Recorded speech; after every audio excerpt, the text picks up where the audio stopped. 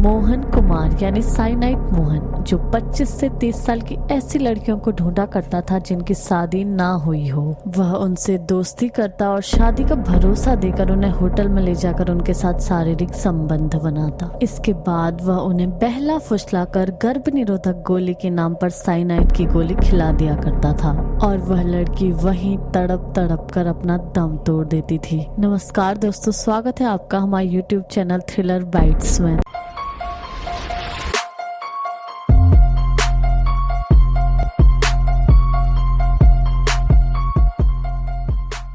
तो आज हम बात करेंगे एक ऐसे शख्स की जिसने साइनाइड की गोली देकर करीब 20 से ज्यादा लड़कियों की जान ले ली। तो दोस्तों, यह कहानी उस सीरियल किलर की है जिसने एक दो नहीं बल्कि 20 लड़कियों को अपने जाल में फंसाकर उनका बेरहमी से मर्डर कर दिया था। फेडरल ब्यूरो ऑफ इन्वेस्टिगेशन के अनुसार सीरियल किलिंग का मतलब होता है जब एक दोषी दो या दो से ज्यादा लोगों का मर्डर करता है। ये अपराधी अपनी असामान्य मनोवैज्ञानिक संतुष्टि के लिए लोगों को तड़पा तड़पा कर मारते हैं। दोस्तों, दुनिया में सीरियल किलर्स तो बहुत हैं जिन्होंने लोगों को दर्दनाक मौत दी है, जैसे कि Jack the Ripper, Jeffrey Dahmer, H Holmes. लेकिन आज हम बात करने वाले हैं भारत के एक ऐसे सीरियल किलर की जिसके बारे में बहुत कम लोग को जानकारी है। तो आइए शुरू करते हैं। मोहन कुमार विवेकानंद का जन्म 1963 में कर्नाटका के मैंगलोर गाँव में हुआ था। मोहन के 2 बड़े भाई और एक बहन थी। यह पेशे से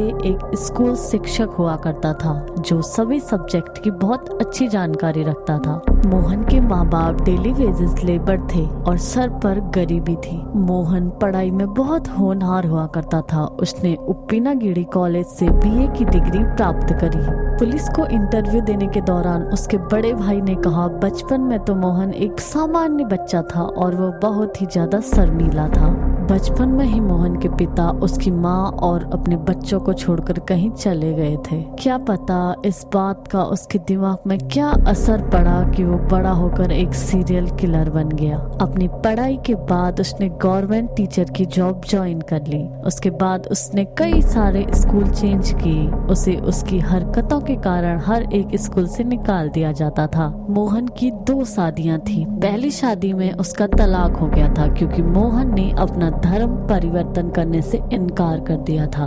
दूसरी शादी उसने अपने ही धर्म की लड़की से करी जिसके साथ उसे 2 बच्चे हुए। अगर हम उसके जीवन की पूरी जानकारी लें तो कहीं से भी नहीं लगता कि वह शख्स कुछ ऐसा कर सकता है। 2003 से लेकर 2009 तक मोहन कुल 20 लड़कियों का मर्डर कर चुका था, लेकिन किसी को मोहन पर बिल्कुल भी शक नहीं हुआ। 16 जून 2009 को पंटवाल इलाके से एक 22 साल की अनीता नाम की लड़की गायब हो जाती है। इस मामले में 2 समुदाय के लोग आमने सामने हो जाते हैं और आरोप लगाया जाता है कि एक मुसलमान लड़का अनीता को भगा ले गया है। लोग पुलिस स्टेशन को घेर लेते हैं। हालात बिगड़ता देख पुलिस ने आक्रोशित भीड़ के सामने 1 महीने का वक्त मांगा और शुरू हुआ सीरियल किलर को पकड़ने के लिए एक बड़ा ऑपरेशन। अनीता के सारे कॉल रिकॉर्ड्स खंगाले गए जिससे ये पता चला कि वो एक लड़की से बहुत देर तक बात किया करती थी। फिर पुलिस ने उस लड़की के बारे में पता किया तो पता चला वो तो काफी समय से गायब थी।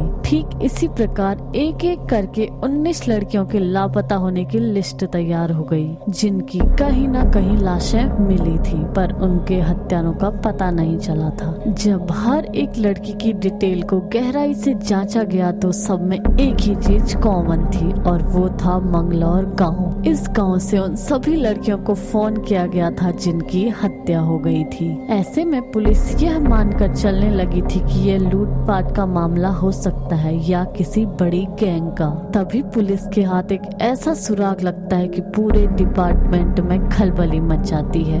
दरअसल एक लापता युवती के फोन पर घंटी बजने लगती है और कोई फोन उठाकर हेलो बोलता है। पुलिस की छानबीन करने पर पता चलता है कि वह तो मात्र 13 वर्ष का एक लड़का है, जिससे पूछताछ करने पर यह पता चलता है कि यह फोन तो उसे उसके चाचा ने दिया था। वह लड़का अपने चाचा का नाम मोहन कुमार बताता है। अब पुलिस मोहन कुमार की तलाश शुरू कर देती है और कुछ ही घंटों में उसे मंगलौर के पास से पकड़ लेती देती है। पुलिस की पूछताछ में वह एक एक राज उगल देता है तो कर्नाटका समेत पूरे देश के लोग हैरान रह जाते हैं। सीरियल किलर मोहन बताता है कि वह ऐसी लड़कियों को अपना शिकार बनाता था जो बहुत ही गरीब परिवार से होती थी।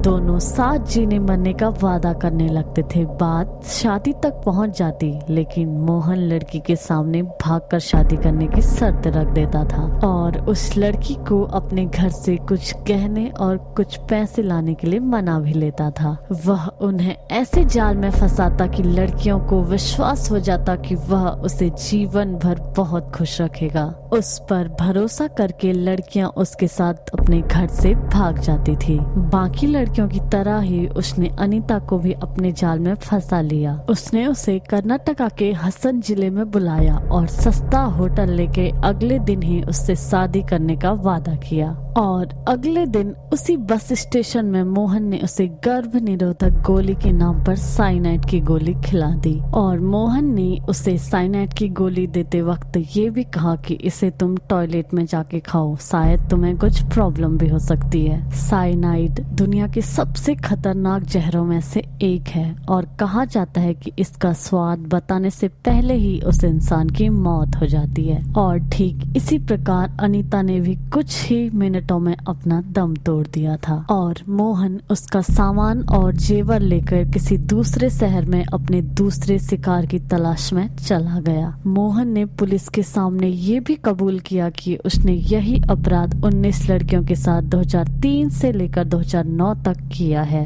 अपने हर एक अपराध में साइनाइड का इस्तेमाल करने के कारण मोहन कुमार विवेकानंद लोगों में साइनाइड मोहन के नाम से प्रसिद्ध हो गया। 2013 में मंगलौर कोर्ट ने साइनाइड मोहन को 20 महिलाओं की हत्या का दोषी ठहराया और उसे फांसी की सजा सुनाई। फिर साल 2017 में उसे 5 अलग हत्याओं के मामले में मौत की सजा और अन्य में उम्र कैद की सजा सुनाई। अभी साइनाइड मोहन सलाखों के पीछे अपनी सजा काट रहा है। तो ये कहानी थी उस दरिंदे की जिसने 20 से ज्यादा महिलाओं को अपना शिकार बनाया। दोस्तों, अगर आपको ये वीडियो अच्छी लगी तो इस वीडियो को लाइक करें, शेयर करें और इस चैनल को सब्सक्राइब करें। धन्यवाद।